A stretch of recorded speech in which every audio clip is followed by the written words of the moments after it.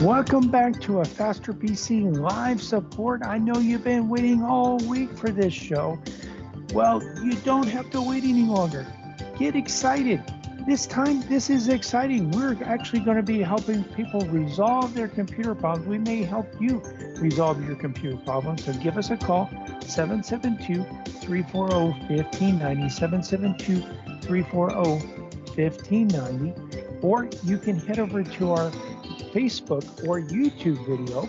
Either go to Facebook, search for a Faster PC. We have almost 23,000 likes. Go to YouTube. YouTube channel is kind of new, and we don't have as many likes over there, but get over there and you can watch the show there as well. Or you can head to our website at fasterpc.com. We have links to both our Facebook page and our YouTube channel where you can watch this show in its entirety. And you know what? If you're driving down the road, you're doing other things, you're not able to watch right now, you'll be able to watch the show in its entirety at your convenience after the show is over. So, but if you have a computer question, if you have a computer problem, if something's not working, now is your chance to get your problem solved for free. Give us a call, 772 340 1590, and let's see whether we can help you on this show resolve your computer problem. Also, we do have technicians that are standing by in the shop ready to resolve computer problems, and we'll be there today until 2, but you don't have to wait until then. Remember, computer problems? You need a faster PC. That's right, you do. We are back ready to answer your computer questions, your technology questions. It doesn't just have to be about computers today. There's so much in the home and in the business and in the office that is connected now. Computers are connected. Sometimes smart thermostats are connected.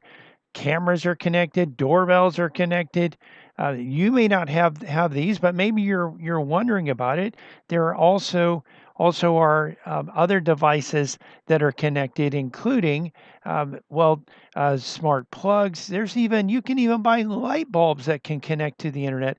Of course, smart televisions and Roku devices, Fire Sticks, Apple TV devices, iPhones, Android phones, tablets, iPads. All of these devices can connect, Blu-ray devices, so many things that can connect to the internet today. And we can help you understand it all. And we can also help you learn how to stay safe, make sure that you're not having issues with your system. Now, we're going to go over some cybersecurity and hopefully today show you an example of what can happen if your email account is actually hacked. So you'll want to stick around for that. And of course, we're here to answer your questions. So if your questions take us in a different direction, that's perfectly okay. As long as it's related to computers or technology, we can help you, we can answer your questions, and we'll try to help you out there and get your systems get your questions answered, get your computer problem solved, get your technology problem solved. We're here to help you and to help you resolve these issues. Now, are we have talked a little bit about in the last few weeks about making sure that your data is protected and that your computer hard drive that the data on there is protected in case you have a data hard drive failure, in case you have theft, in case you have fire, in case you have sabotage where someone purposely damages your data, in case you are tricked into opening up an attachment that encrypts your data and tries to hold it ransom so that they try to trick you into opening up or to paying them money to get your data back. Well, if you have a backup, you can tell them to to hit the road. I would tell them to hit the road anyway, but you can definitely do that with assurance if you have a good backup of your data. You don't want to have a situation where you're at a loss for data. Now, what are we talking about when we talk about data? There's so many terms, and a lot of people, I know some of you out there totally get it. You know what data is. You know what all of these terms mean, and it just comes second nature. And sometimes for people that do understand it, we don't understand always when someone doesn't get it, when someone doesn't understand it, but there are a lot of people that don't get it, that don't understand, and we try to explain what the terms mean. So, so what data is pictures, data is Word documents, Excel documents, it is PDF documents, possibly your tax returns, W-2s or 1099s, um, something that you've downloaded. Maybe you've purchased a program online and you downloaded that, and you also have a product key that you downloaded, and you may at some point in the future need to reinstall that. Well, that is data. Videos are data. So, sometimes we have people that tell us, well, I don't have any data. And we've learned that it's important to ask, well, do you have any pictures? Because if you get to the end of the repair when someone has told you they don't need any data and we didn't save any data, and then we find out that they actually did have data, that they had pictures, that they had other things that are important to them, that can be a problem. So what we want to do is again explain to you what data is. Well, it's important to make a backup and have a backup of your data. And there's a few ways that you can make a backup. We actually had a customer just recently that was saying, well, they lost everything that they had. And we deal with this. In fact, most of the time when people bring in their computer and they have a hard drive failure, in most circumstances, we can actually get the data almost all the time, but not all the time. Sometimes the drive is so damaged that we can't get the data off of there. So that's something that is important that you make sure that you have a copy of it somewhere else, because hard drives die. And there are sometimes where there's a fire. There's sometimes where you might have theft. Someone might steal your computer. And by the way, if you're back up in your computer in the same location and you have fire or you have theft or you have sabotage, there's a good chance. Or you're hit with a crypto locker infection and your backup is connected to the computer. Well, there's a good chance that your backup is going to be encrypted, or the files are going to be destroyed. Um, that's one of the first things they go after. They go after the backup so that so that you're more likely to pay them the ransom.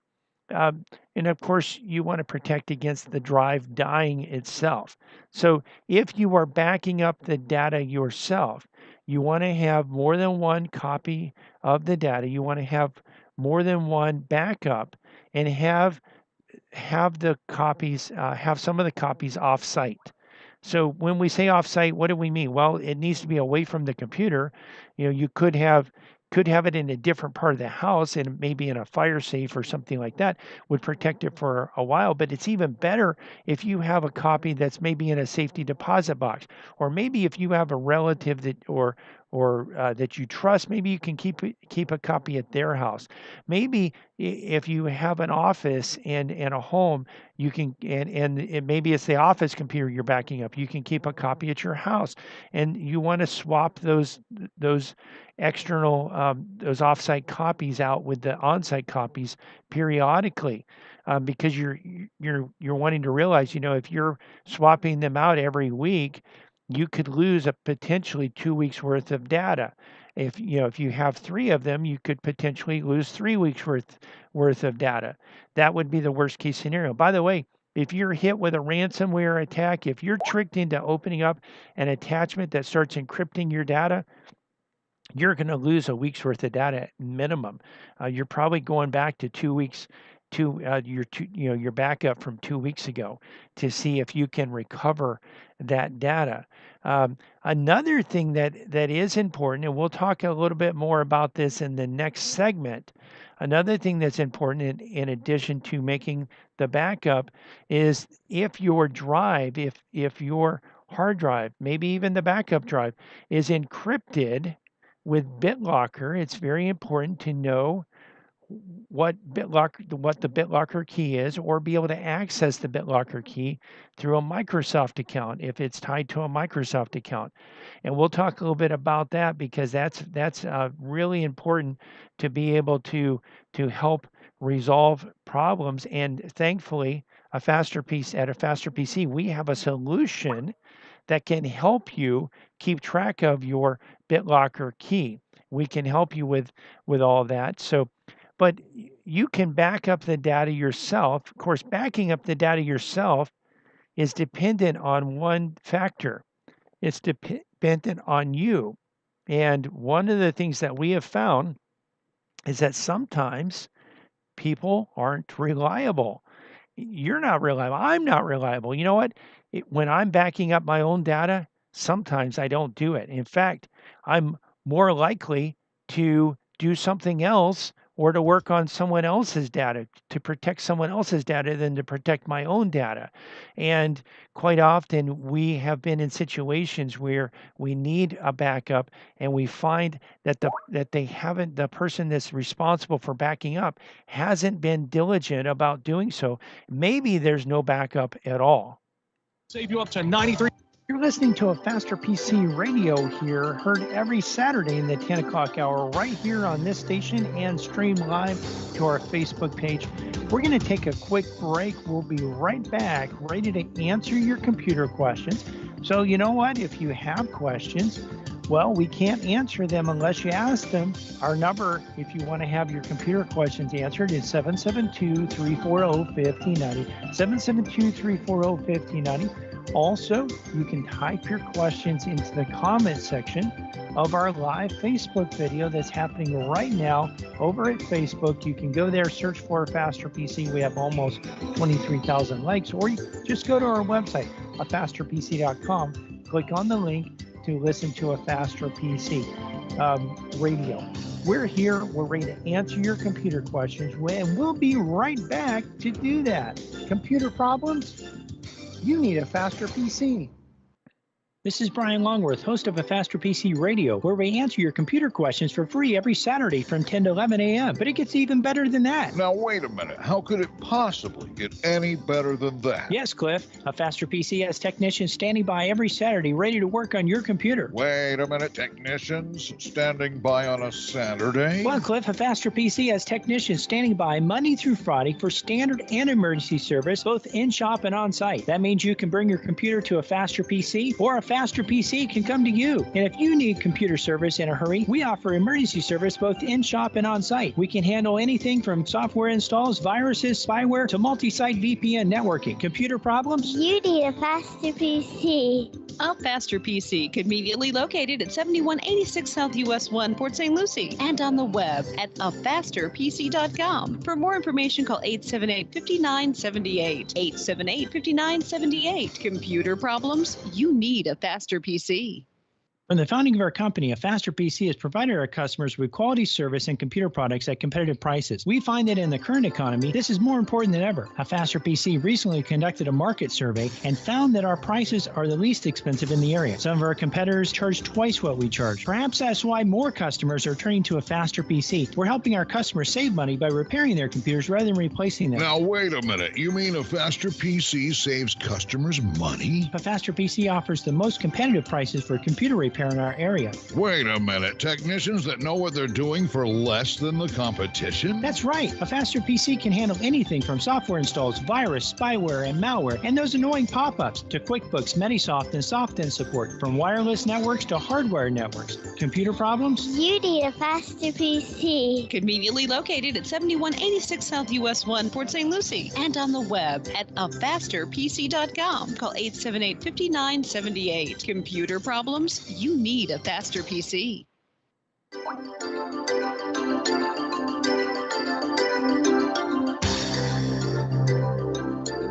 Welcome back to a Faster PC Radio. I know you've been waiting, a whole few minutes for the next segment of today's show. If you've been waiting to give us a call so that you can get your computer question answered, well, now's a great time to give us a call. Give us a call. The number here at the studio is 772-340-1590, 772-340-1590. Of course, if you're a little bit shy, maybe you don't want to call and be on the radio. This is your opportunity, by the way, if you do want to be on the radio. But if you're a little bit shy, maybe you don't want to be on the radio, you don't want people to hear what you say, then you can actually head over to our Facebook video. It's a live Facebook video going on right now. You can head over there. Just go to www.afasterpc.com.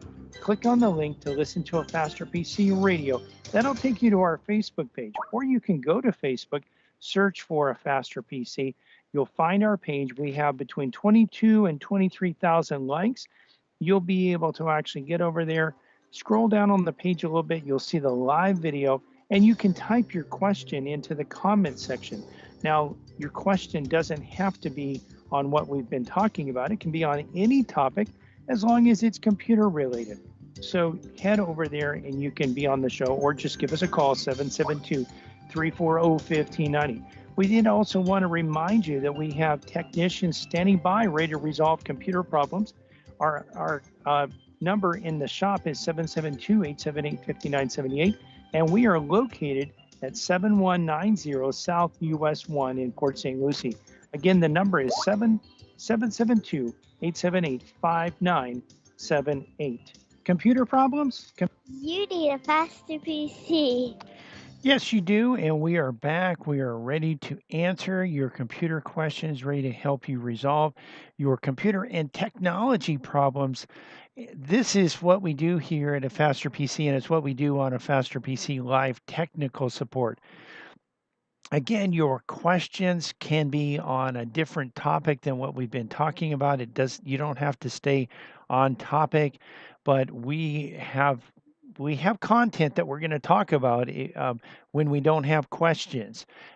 So what we have been talking about is backing up, making sure that you have a good backup. And I want to go over some of the ways that we can back up your data. So again, you can back up just by inserting a thumb drive into a USB port, and provided that the thumb drive is large enough to back up your data, you could just copy your data onto that thumb drive. And let me just switch over. We've shown how to do this in the past, but I'll just switch over to actually show how to do this again, just so you can see. I'm gonna hold down the Windows key and press E for Explorer. So the Windows key is the key that looks like a 4-pane window, and in some cases, depending on when your computer was made, it may be a Windows. It may look like a flag. So with a 4-pane window in it. So that's what the Windows 7 logo was. But what we're going to do is we're going to We're going to get to a Windows Explorer. By the way, you can get there also by clicking the Start button, going up to the Documents folder, or just clicking on the File folder on your taskbar. What we're going to do is we're going to click on this PC. On the left-hand side, there's a list of shortcuts, and unless you've changed the default view, this PC will show up there. And then we'll click on the C drive and double-click on the C drive in the main setting there. What we're going to do is we're going to click on this Restore button. So this restores the window to a smaller window. It's in the upper left-hand or upper right-hand corner between the Minimize button and the Close button. And if the window were restored down, it would be a Maximize button. But since it's maximized, we're going to click on it. It's going to make it smaller. So this is actually we want this window to be maybe half the size or less than half the size. And then what we want to do is do that again. We want to hold down the Windows key and press E for Explorer. And we want to get another Windows Explorer window to the side. We're going to also click on this PC here. And what we're going to do is click on the drive that is your thumb drive or your external hard drive. And so we're going to open that up. And then we're going to go to a backup, maybe create a backup folder if you don't already have one. You can do that by clicking on New Folder, or if you maximize this, you can just right click on a blank spot, go down to New and over to Folder. By the way, if you have Windows 11, you may not see some of the pop-up, some of those features that come on pop-up may not show up. You may have to go to Show More before you can see New to create a new folder. I already have a backup folder, so I don't have to create a new one. And what we're going to do here is on the right side, and again, it doesn't matter which is on which, but in my case, I have my backup drive on the right, and I have my primary drive on the left. So I'm going to double click on Users on the left. So I'm in the C drive, and I'm double clicking on Users. That will open up the Users folder, and then I have my user profile.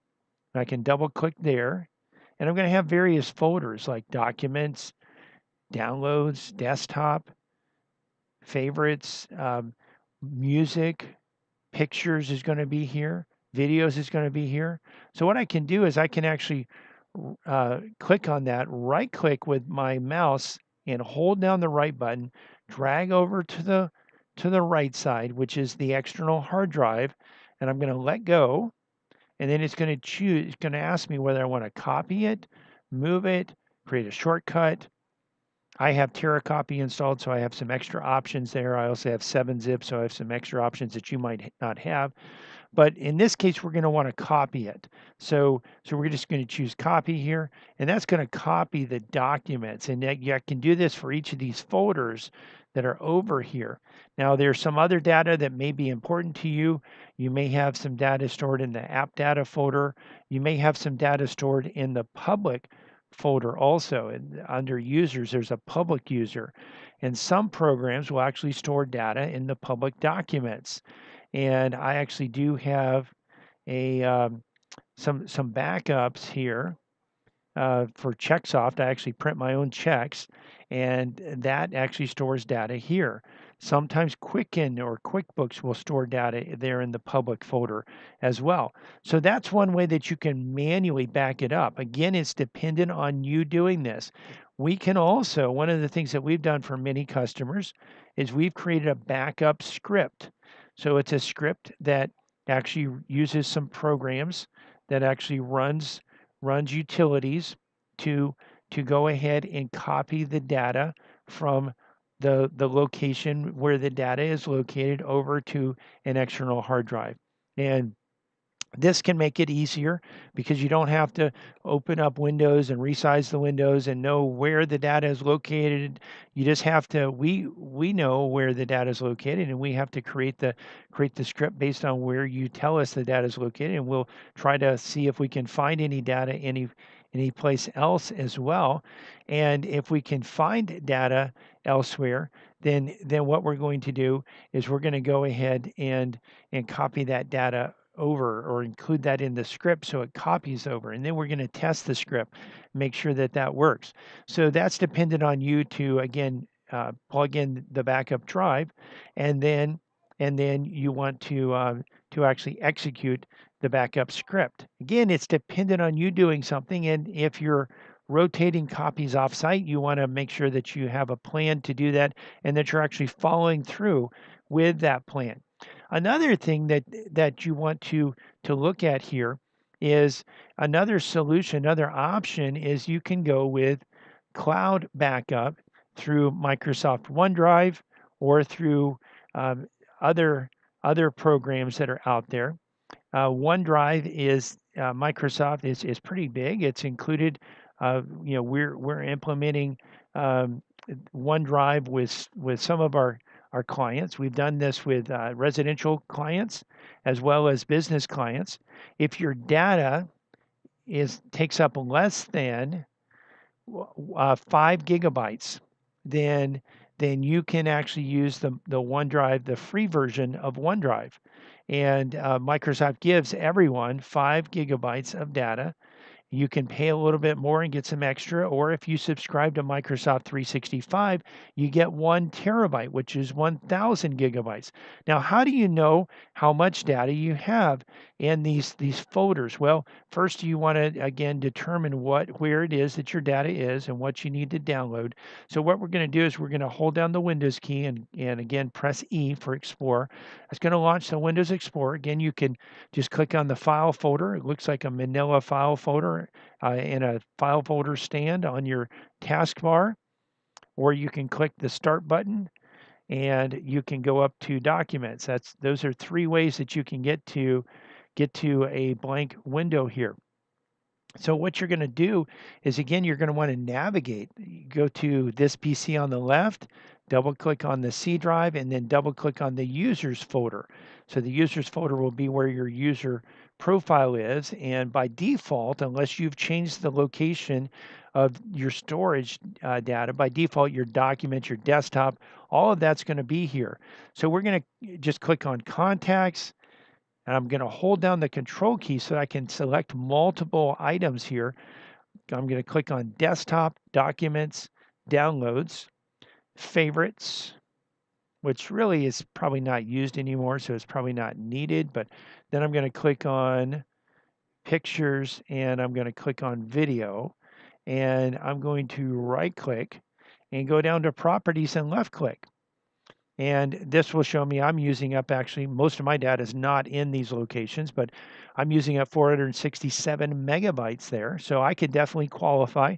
If I wanted to use the Microsoft's free OneDrive, I could do that.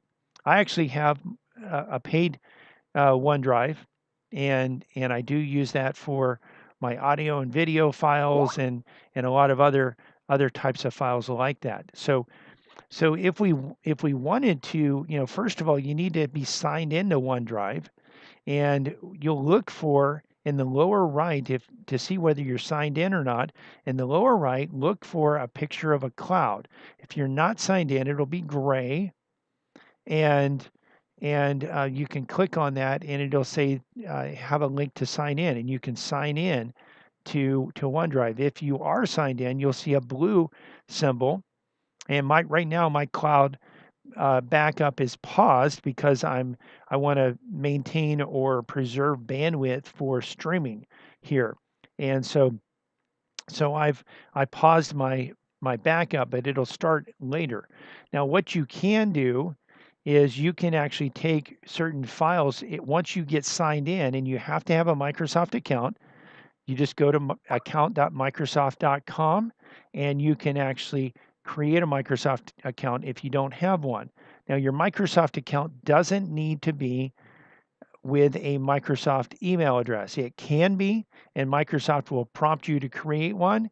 If you do that, it's very important that you remember the username and the password, or write it down or record it. We've shown in the past how to record usernames and passwords into a password protected spreadsheet. So you want to have that password protected, and you want to also add an alternative email address. But you can use your own email address, like if you have a Gmail address or an AT&T address, or you have a Comcast address that you use. Well, you can include that. You can use that as your Microsoft email address. And you also, if you have a cell phone, a number where you can get text, is also very helpful to add that as well, in case you forget your password or you lose your documentation on what the password is, so that you can receive a text code to help you get back into the account. And if you change that cell phone number that's linked to an account, you need to really be thinking and recording. Go to all of your accounts, log in, check your contact information, make sure that you're updating that. We'll talk about that later on a later show. But what you can do once you're logged into OneDrive, you can actually go to these folders inside of the user profile. You can right click on a folder, like I just right clicked on desktop, go down to properties and left click. And then what you can do is you can go to location. Now the default location will be C /users / your user profile / desktop or / documents if it's the documents folder, so on and so forth. Now I can click on move and I can select my OneDrive folder, and then I could create, by clicking on new, I could create a documents folder or a desktop folder inside of that. Click on that folder and then click select the folder. It would then give me an opportunity to move the data and to create a link so that anything that goes to the desktop in the future will automatically be rerouted to the OneDrive folder. And you would do that for all of your files, all of your folders there, and they would then be backed up in OneDrive. Now, if you're using more than 5 gigabytes, well, you're going to need to go with a paid version. If you're using Microsoft solution, you'll need to go with a paid version of OneDrive. You can, for like $2 a month, you can go up to, I think, maybe 100 or 200 gigabytes. For, again, if you are a home user or a family user, you can pay money for Microsoft 365. You can subscribe to that, and then you'll get additional backup storage. If you're a business user, Microsoft has various business plans as well that give you 1 terabyte per user. And that's something that we can help with. We do help our customers with. We're getting several customers set up with that and getting them set up where they automatically have that backup. You're going to also, in addition to having the backup, you're going to have 30 days of version. So if you had encryption or you made a mistake or something happened, you can actually go back and retrieve that for 30 days. You can retrieve a previous version. You buy today. You're listening to a Faster PC radio heard on this station every Saturday in the 10 o'clock hour. We're going to take a quick break, but we'll be right back for the final segment of today's show. Listen, if you want to get your computer questions answered and you haven't called in, now's your opportunity. In fact, this is your last opportunity coming up, 772-340-1590, 772-340-1590. You can also head over to our Facebook page, and you can actually, from the Facebook page, you can type your computer questions into the comment section of the live video, and we'll cover them on today's show. But you know what? You've got to get over there right now or give us a call, 772-340-1590, so we can answer your computer questions. Computer problems? You need a Faster PC. This is Brian Longworth, host of A Faster PC Radio, where we answer your computer questions for free every Saturday from 10 to 11 a.m. But it gets even better than that. Now, wait a minute. How could it possibly get any better than that? Yes, Cliff. A Faster PC has technicians standing by every Saturday ready to work on your computer. Wait a minute. Technicians standing by on a Saturday? Well, Cliff, A Faster PC has technicians standing by Monday through Friday for standard and emergency service, both in-shop and on-site. That means you can bring your computer to A Faster PC, or A Faster PC can come to you. And if you need computer service in a hurry, we offer emergency service both in-shop and on-site. We can handle anything from software installs, viruses, spyware, to multi-site VPN networking. Computer problems? You need a Faster PC. A Faster PC, conveniently located at 7186 South US 1, Port St. Lucie, and on the web at afasterpc.com. For more information, call 878-5978. 878-5978. Computer problems? You need a Faster PC. From the founding of our company, A Faster PC has provided our customers with quality service and computer products at competitive prices. We find that in the current economy, this is more important than ever. A Faster PC recently conducted a market survey and found that our prices are the least expensive in the area. Some of our competitors charge twice what we charge. Perhaps that's why more customers are turning to A Faster PC. We're helping our customers save money by repairing their computers rather than replacing them. Now, wait a minute. You mean A Faster PC saves customers money? A Faster PC offers the most competitive prices for computer repair in our area. Wait a minute. Technicians that know what they're doing for less than the competition? That's right. A Faster PC can handle anything from software installs, virus, spyware, and malware, and those annoying pop-ups, to QuickBooks, Metisoft, and SoftIn support, from wireless networks to hardware networks. Computer problems? You need a Faster PC. Conveniently located at 7186 South US 1, Port St. Lucie, and on the web at afasterpc.com. Call 878-5978. Computer problems? You you need a faster PC. Welcome back to A Faster PC Radio. This is the last segment of today's show. We'd love to answer your computer questions, but if you don't call, we can't answer. Give us a call. The number to have your computer question answered is 772-340-1590, 772-340-1590, or you can hop on over to our Facebook page, A Faster PC, and actually from there, you can type your question into the comment section.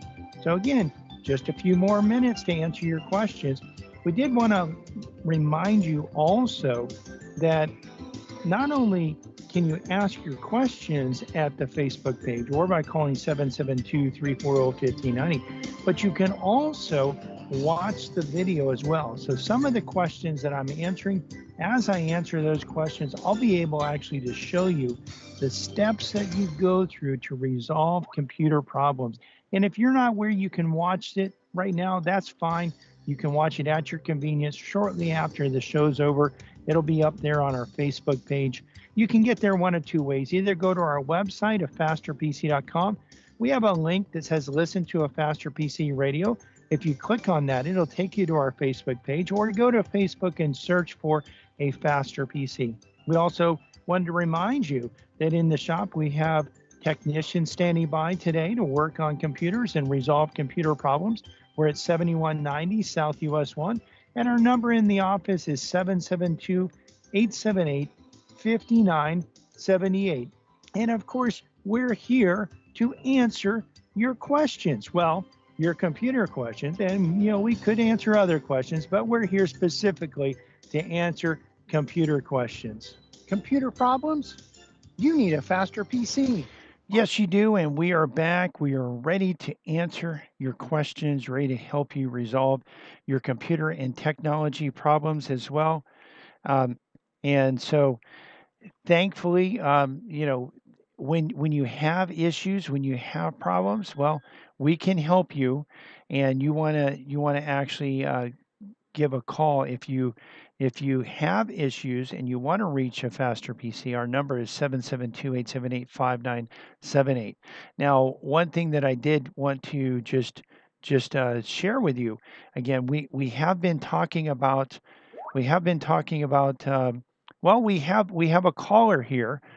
So we're going to switch over, and if we don't get through talking about what we've been talking about, well, that's fine, because our callers are number one with us here. So what we're going to do here, we're going to go right to the lines. We have Alice on the line. Welcome to A Faster PC Radio, Alice. How can we help you today?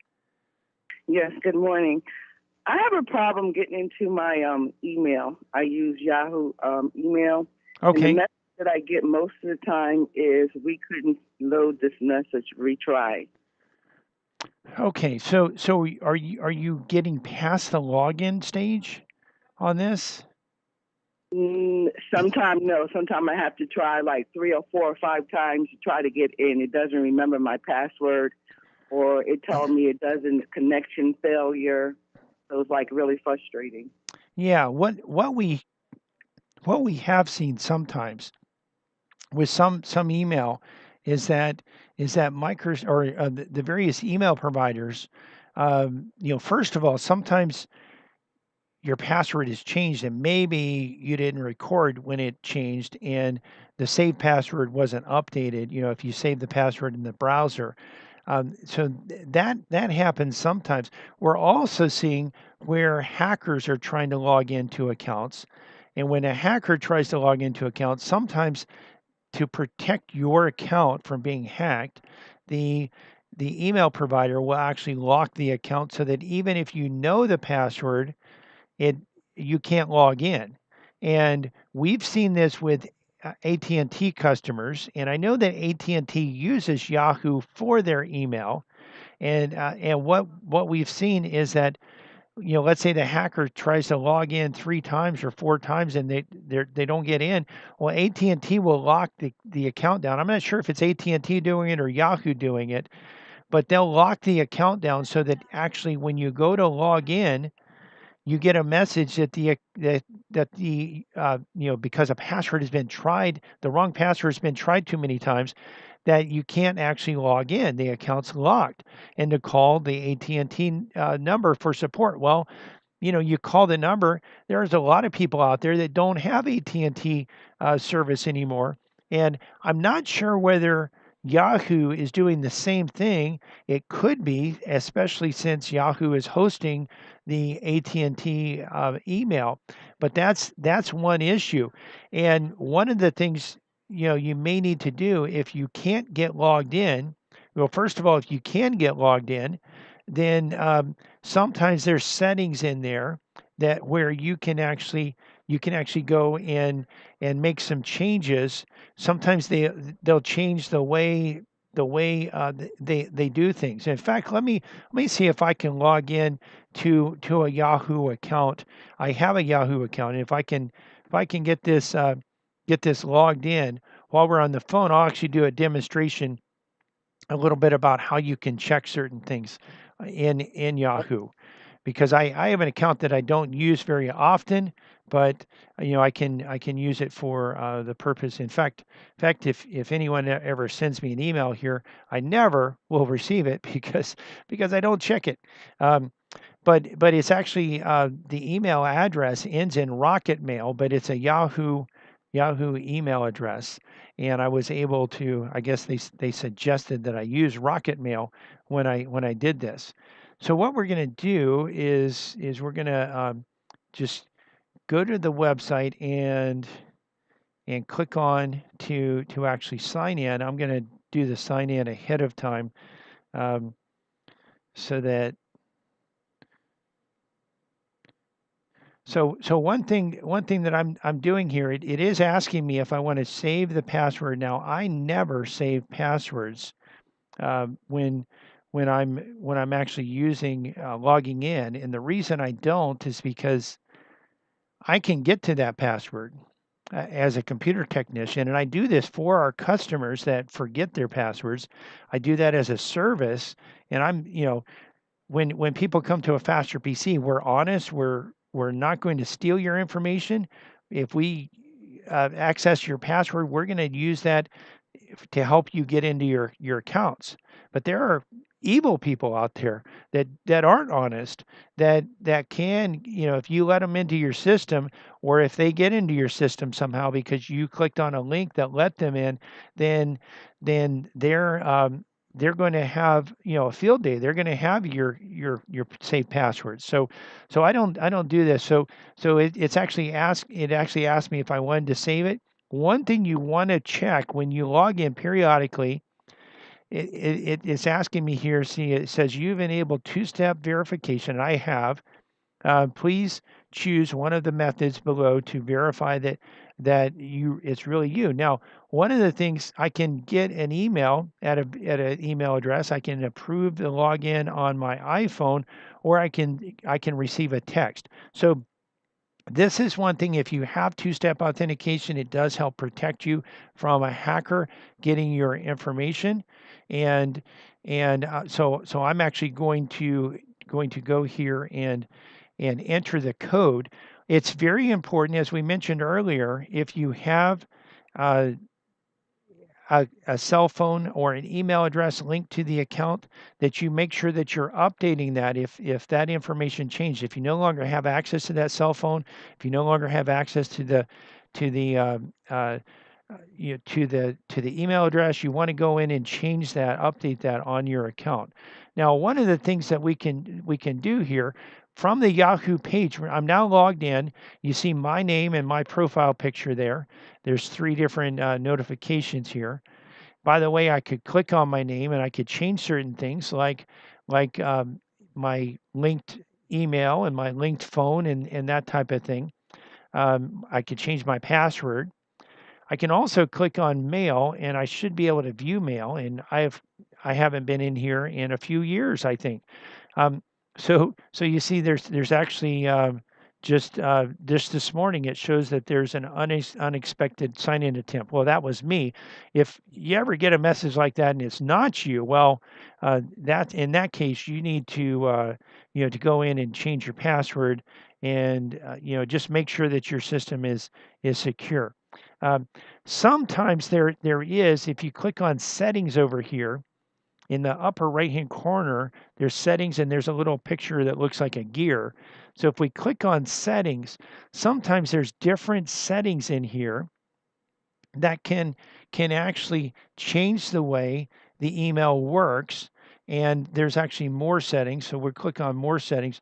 Sometimes there's certain things like there's like a new way of viewing email, and sometimes that doesn't always work for everyone. So you may need to switch back, go through the settings, and see if you switch back to the old way of doing accessing the email. So that's one thing to look for. Another thing to try would be to load an in private session. So you can do that, and it's called different. It's called incognito in Chrome. Is called in private in Firefox. I think Edge, the new Edge, actually calls it private window as well. So we see here new private window. If I click on the three lines to the right underneath the X, I can actually that brings up a menu, and I can choose new private window from that menu. This is actually loading a version of the browser that doesn't have any plugins. Sometimes a plugin will interfere with an email address, or viewing the email or viewing a website, and sometimes you can have a plugin. You might have cookies that are causing problems. So what this does is it actually just totally eliminates that. And you see, even though I'm signed in with Firefox and I'm still using Firefox in the private browsing window, I'm not signed in. So I would have to go through the process of signing in. And this is just one step to look at to see whether, if it works here, but it doesn't work in your regular browser, well, there might be a plugin that's interfering, or there might be some cookies that are interfering. One of the ways, by the way, you can clear your cookies for a site is you want to click on the little lock. You want to go, I went back to the regular Firefox window where I'm already logged in, and I can click on this lock, and I can go down to clear cookies and site data. And this is handy because it only clears the cookies and site data for this particular site. And then I could close it out, reopen that page up, and I would have to re-log in and maybe do two-step authentication again, but it would clear out any of the settings that were there, so that if there's a setting or a cookie that's causing a problem, that would be resolved. And so those are some troubleshooting steps that you can go through. Of course, also, if you're not able to get logged in, they do have let me see if I can just log out here, and I'm going to sign out. We'll go back to Yahoo and go back to the sign in page. So we go back to the sign in page, and it has my account, but I could just click on use another account, and let's say I don't know, I'm just going to make up an email address, and I'm going to click next, and that might not be a real email address. I'm just making that up. So anyway, you're going to have a option when you type in your email address and you go to the next page. You're going to have an option to reset your password, and typically you're going to need to be able to have access to a cell phone that's linked to the account, where you can receive a code, or an alternate email address that's linked to the account, or you might have security questions and answers. And it's important to know what the answers are. They have to be the answers that were originally set up when the account was originally set up. It doesn't, you can't just make up new answers. They have to be that answer. And one of the things that makes it difficult with a Yahoo account, you're not paying for a service probably. Of course, you could probably sign up and pay for a service with them, because they do have paid email, but typically people have free Yahoo accounts. So you're not going to be able to pick up the phone and talk to them to resolve an issue. So hopefully, if you have any problems, if you're not able to get into your account or you're still having problems, none of these solutions that we went over today help you. We can help you. We do help customers reset their passwords. Sometimes it's an arduous, lengthy process. Sometimes it can take hours. Sometimes it can take even weeks, and sometimes it's not even possible. But if it is possible, we can do it. A Faster PC can do that and help you out there. Thanks. And we're coming to the end of today's show. But if you've missed any part of this show, or just want to listen to it again or watch it again, because you can do that at our Facebook page and YouTube channel. You can not only hear the show, but also see the show. And when we've described and shown you how to resolve computer problems, you can actually see that and watch it over and over again at our Facebook page or our YouTube channel. You can get there by going to our website at fasterpc.com and clicking on the links. We're open today until 2 p.m. Monday through Friday, we're open from 9 to 5. And next Saturday, we'll be open from 9 to 2.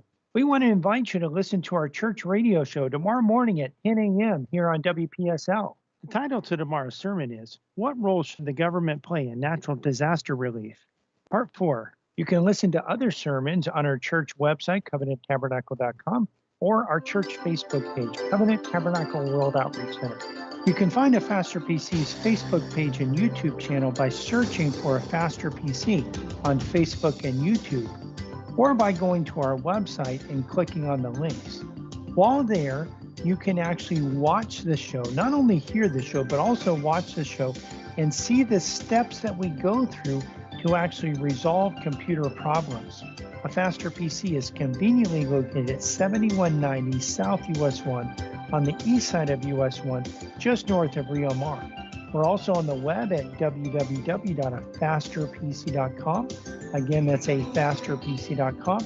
And you can reach us at 772-878-5978. Again, 772-878-5978. Computer problems? You need a Faster PC.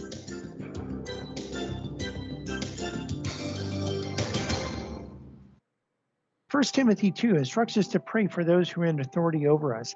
In America, we not only have the right to pray, but also the right and responsibility to vote. How do you know which candidate will uphold biblical values, though? FloridaVotesValues.com now has local voter guides available in several counties. Visit FloridaVotesValues.com to learn where the candidates stand on life, liberty, marriage, sex ed, transgender bathrooms, taxes, the Second Amendment, critical race theory, defund the police, and more. Again, visit FloridaVotesValues.com. WPSL Port St. Lucie.